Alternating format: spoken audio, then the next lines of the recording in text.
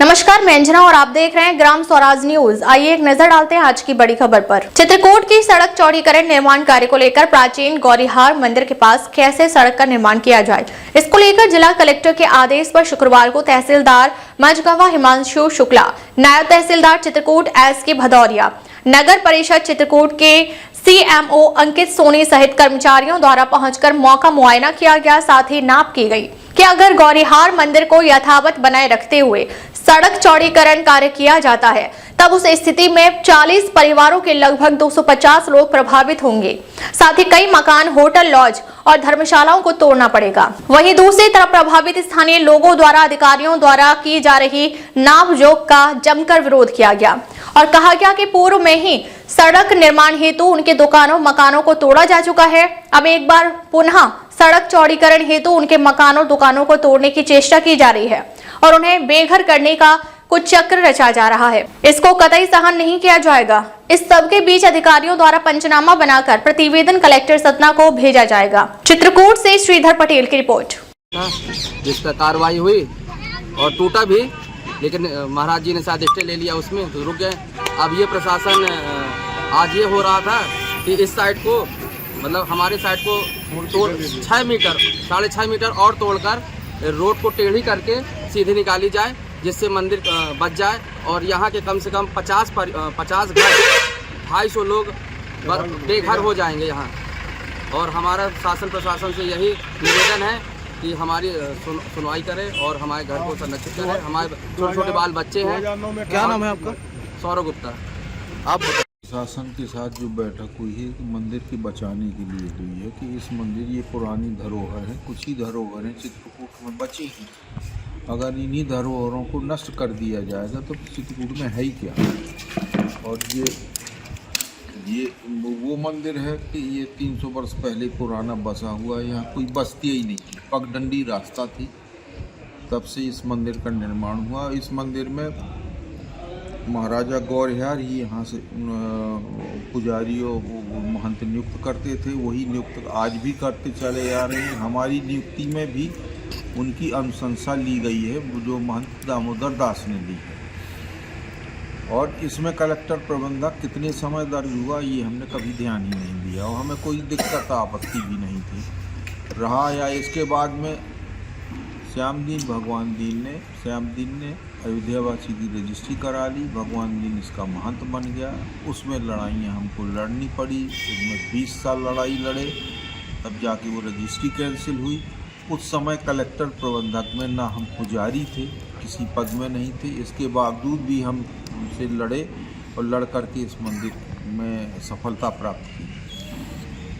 सफलता प्राप्त करने के बाद में जब यहाँ आए, मंदिर में तो थे ही, जब यहाँ आए तो प्रशासन ने कभी उसमें हस्तक्षेप नहीं किया। नाना जी के समय में रोड बना, उन्होंने भी यही देखा कि पुराना मंदिर है, इसको नहीं छुआ जाएगा।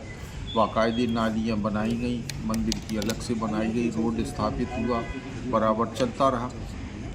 आज रोड का मैप जैसा भी बना हो, कलेक्टर साहब ने मैप बनवा करके और उसमें निशान लगा दिया।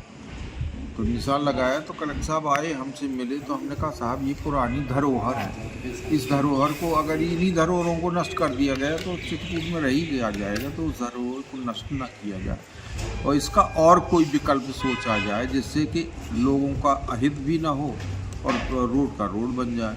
इसके बाद में हम कीर्तन लेकर के प्रयाग जाते हैं माघ मेले में, तो हम चले गए थे में कीर्तन लेकर के। एकदम सरकारी अमला आया, पुलिस फोर्स आई।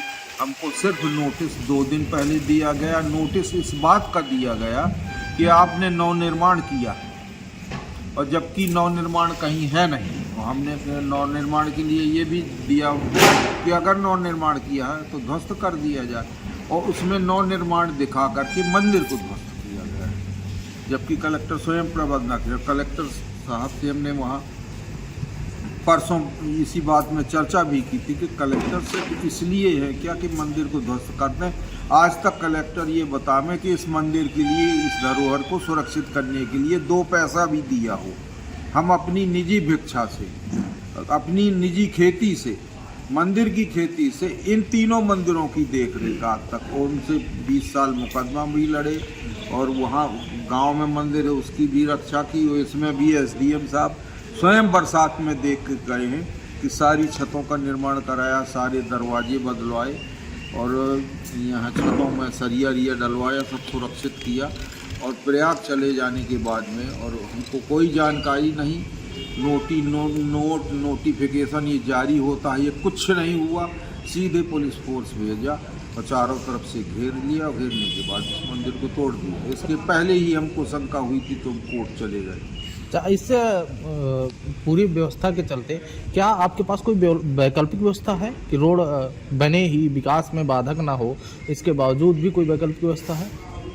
कैसी वैकल्पिक व्यवस्था? कि रोड बराबर बनी रहे, विकास ना रुके, उसके लिए वैकल्पिक व्यवस्था क्या है? व्यवस्था यही है, उनसे यही बताया कि ये जो इस साइड की नाली बनाई है, इस नाली का कोई उपयोग नहीं, तो 5 फुट यही घटती है रास्ता। और सनकादिक महाराज और संत ये भी कह गए हैं कि कहीं कहीं कितनी जगह देखा गया है कि अंडरग्राउंड लाइट बना देते हैं, डिवाइडर उतना चौड़ा ना रखें, आप थोड़ा वो कर दें तो जो बस्ती के लोग हैं वो भी बच जाएंगे और रास्ता का रास्ता बन जाएगा। यहाँ से कोई वो तो ट्रक वगैरह निकलते नहीं हैं, उसके लिए अलग रास्ता बनाया है अभी, जो वो लाइन है क्या कहते हैं उसको, तो वो वहाँ से बना है, यहाँ से ट्रकों का निकलना बंद है, सिर्फ जनता निकलती ही छोटे। यह एक मंदिर कामतानाथ मंदिर का प्रमुख द्वार के पास में ही है, भीड़ वाला क्षेत्र है, अगर यहीं सक्रिय व्यवस्थाएं की जाएंगी तो निश्चित तौर पर मेला भी प्रभावित होगा। सक्रिय तो देख रहे हैं कि सक्रिय की जगह कहाँ 12-15 फुट का था, अब तो 60 फुट का कर दिया गया है। अभी प्रयागराज में योगी जी ने कितना इंतजाम नहीं किया, जब जनता को बढ़ना ही है तो कितना भी चौड़ा रोड कर दीजिए, 20-20 किलोमीटर गाड़ियां खड़ी रही हैं, उन्होंने कितना प्रबंध नहीं किया। इसको हम का देख लीजिए हाल कि कितना प्रबंध करने के बाद भी लोगों को गाड़ियां नहीं जा पाई, लोग पैदल नहीं जा पाए। तो ये तो जनता के ऊपर है, जनता का किसने जाना कि कब किस मुहूर्त में किस समय कब कितना पहुंच जाए। तो आप कितना भी चौड़ा कर दिए, सारी बस्ती ये ख़त्म कर दें आप और चौड़ीकरण में ही लगे रहें, तो ये धरोहर किस लिए है? मंदिर जो बने हैं पूर्वजों के, ये किस लिए? इन्हीं धरोहरों को लोग दर्शन करने के लिए आते हैं और ये वो जगह नहीं है। हमने अयोध्या भी बात की, ये वो जगह है, इसीलिए उन्होंने बताया था कि हमने ही उसमें उनके यहाँ लेखा जोखा है, हमने ही यहाँ के ठाकुर जी का विजय राघव नाम रखाया है, क्योंकि लंका से विजय प्राप्त करके जब विमान उतरा था, पुष्पक विमान, वो स्थली यही इसी जगह वो विमान उतरा था। तो अयोध्या वालों ने जब बताया, हमको ये जानकारी नहीं थी, पर उनकी जानकारी से पता चला, तो ऐसी जगह को अगर नष्ट कर दिया जा रहा है तो ये है गौरिहार मंदिर है, बिजावर मंदिर है, रीवा मंदिर है, संतोषी अखाड़ा, कुछ ही तो चित्रकूट में मंदिर है। अब ठीक है रोड में है तो रोड शासन प्रशासन तो आज आया है, ये तो अंग्रेजों के ज़माने का बना है, तो इसको अतिक्रमण में कैसे कह सकते हैं आप?